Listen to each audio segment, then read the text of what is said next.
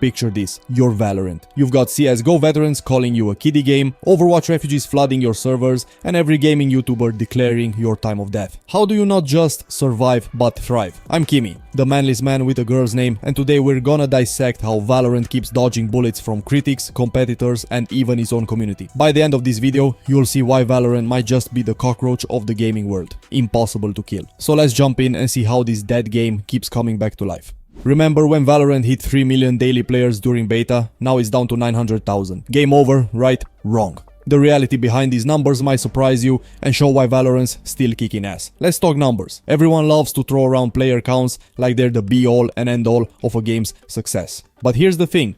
They don't tell the whole story. Yeah, Valorant's daily player count has dropped from that insane 3 million peak during closed beta. But guess what? It's still sitting pretty at around 900,000 players a day. That's not too shabby for a game that's supposedly on live support. Now, I know what you're thinking. But Kimmy, 900,000 is way less than 3 million. No shit, Sherlock. But here's where it gets interesting. Despite this decline, Valorant actually has more active players now than when it first launched. How the hell does that work? Simple, steady growth over time beats flash-in-the-pan popularity any day of the week. But let's be real, facts don't matter when there are views to be had. Every time there's a slight dip in players, you can bet your ass some YouTuber is going to slap together a Valorant is dying video faster than you can say clickbait. Hell, even I've been guilty of it. We see those numbers go down and suddenly we're all doomsday prophets.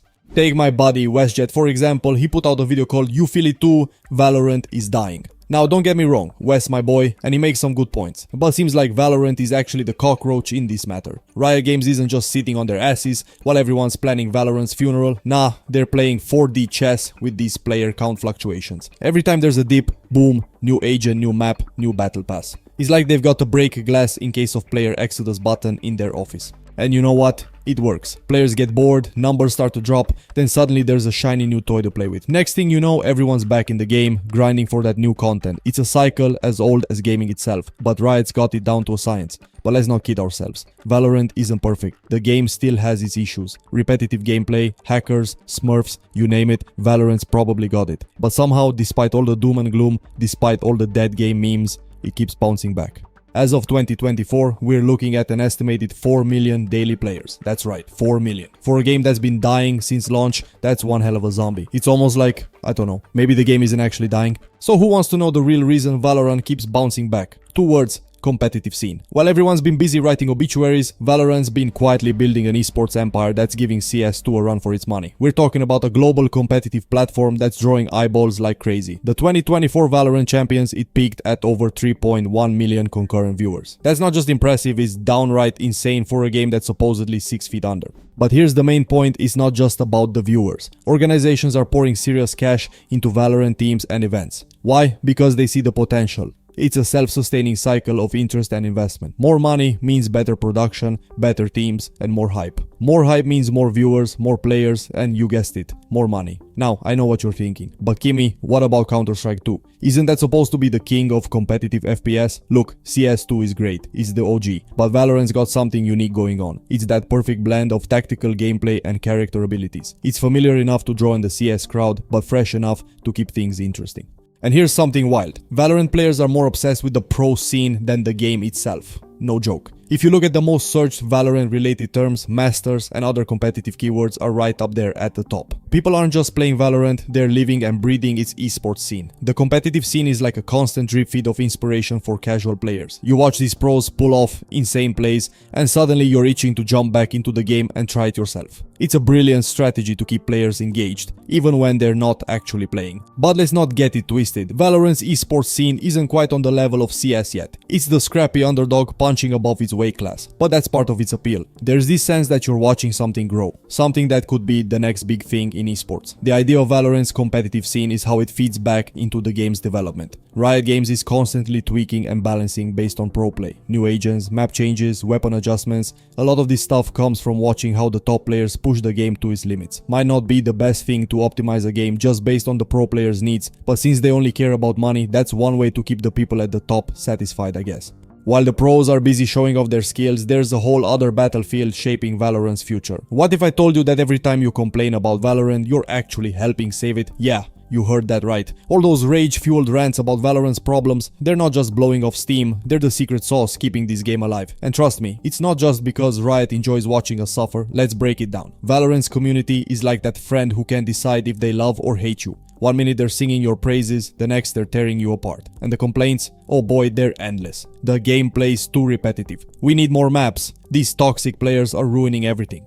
But here's the kicker. All this whining is actually good for the game. It's like free market research for Riot. They don't need to hire fancy consultants to figure out what's wrong with Valorant. They just need to log on to Reddit or Twitter and watch the flood of complaints roll in. Now you might be thinking, but Kimmy, doesn't all this negativity hurt the game? Sure, it can be a downer, but it's also a goldmine of ideas for improvement. Every complaint is a potential feature or fix waiting to happen. It's like we're all unpaid game developers shouting our ideas into the void. And sometimes Riot actually listens. So I'm not just making YouTube videos for that sweet RPM, I'm actually helping Riot. How considerate of me. Take the Overwatch refugee situation for example. When Overwatch started tanking, a bunch of players jumped ship to Valorant. Great for player numbers, right? Well, yes and no. These new players brought fresh blood to the game, but they also brought some baggage. Suddenly, Valorant had to deal with a whole new set of expectations and play styles. It was like trying to teach your grandma how to use TikTok. Messy, but potentially rewarding. But here's the thing. Riot needs this chaos. They need players bitching about every little detail. Why? Because it keeps them on their toes. It forces them to keep improving,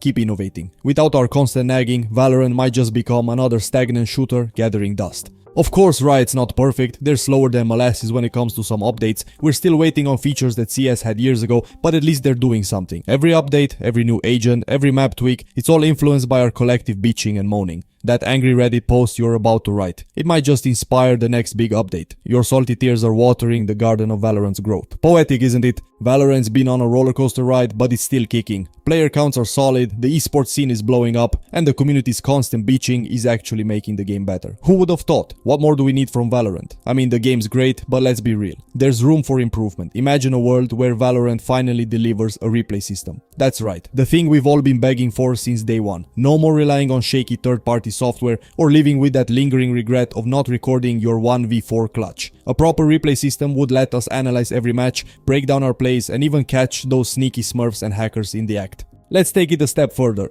A full ranked revamp. The current system? Meh, it works, but it could be so much more. What if Valorant had rank-specific rewards that were actually worth grinding for? I'm talking exclusive skins, banners, maybe even some flashy in-game effects that make it obvious when a Radiant walks into the room. And while we're at it, how about reworking the MMR system so it's not such a mystery? We all know the pain of dropping to ranks because of 3 bad games, but what if MMR actually reflected skill progression in a clearer, more satisfying way? Different ranks, different rewards, and a system that rewards consistent improvement rather than just streaky wins. Think about it. With better rewards and more transparency, we'd actually feel like our grind meant something. No more questioning why you're stuck in Gold 1 while your friend who can't even land headshots somehow hit Platinum. Valorant's ranking system could become the gold standard for competitive games. A system that feels fair, rewarding, and most importantly, fun. And if you want to learn more about this cockroach of a game, I suggest you watch this next video, subscribe, and also follow me on Twitch. Arrivederci.